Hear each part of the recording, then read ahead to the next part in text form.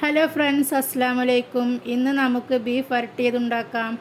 അതിനായി 1/2 kilo beef കഴുകി വൃത്തിയാക്കിയത് ഒരു കുക്കറിലേക്ക് ഇട്ട് കൊടുക്കാം. ഇനി ഇതിലേക്ക് 4 സവാള എടുത്ത് കനം കുറച്ച് നീളനെ അരിഞ്ഞതും 10 ചുവന്നുള്ളി ചെറുതായി അരിഞ്ഞതും ഇട്ട് കൊടുക്കാം.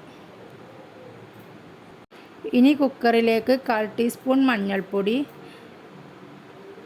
1/4 ടീസ്പൂൺ ഉപ്പും ചേർത്ത് സവാളയുടെയും ചുവന്നുള്ളിയുടെയും നീര് ബീഫിലേക്ക് ചേരുന്ന രീതിയിൽ കുഴച്ചെടുക്കാം.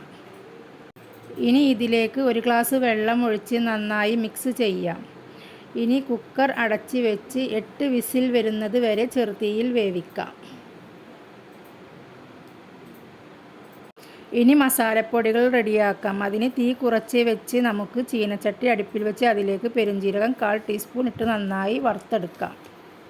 ജീരകത്തിൻ്റെ കളർ മാറി വരുമ്പോൾ അതിലേക്ക് 2 ടേബിൾ സ്പൂൺ കുരുമുളക് പൊടി, 2 ടേബിൾ സ്പൂൺ മല്ലിപ്പൊടി, 1/2 ടീസ്പൂൺ കാശ്മീരി മുളകും പൊടി എന്നിവ ഇട്ട് അതിൻ്റെ പച്ചമണം മാറുന്നത് വരെ ഇളക്കി കൊടുക്കാം.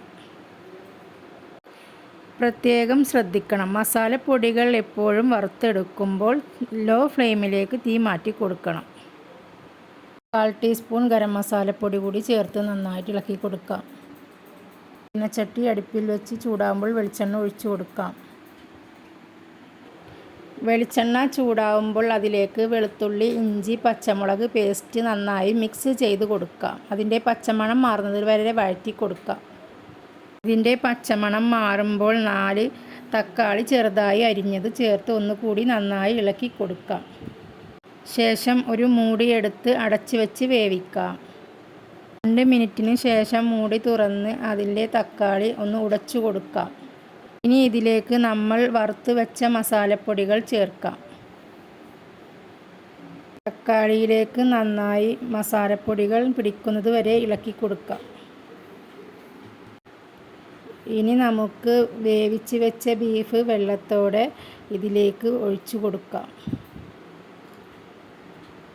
വെള്ളത്തോടെ ഒഴിക്കാനുള്ള കാരണം ഇത് നമുക്ക് വറ്റിച്ചെടുക്കാനുള്ളതാണ്.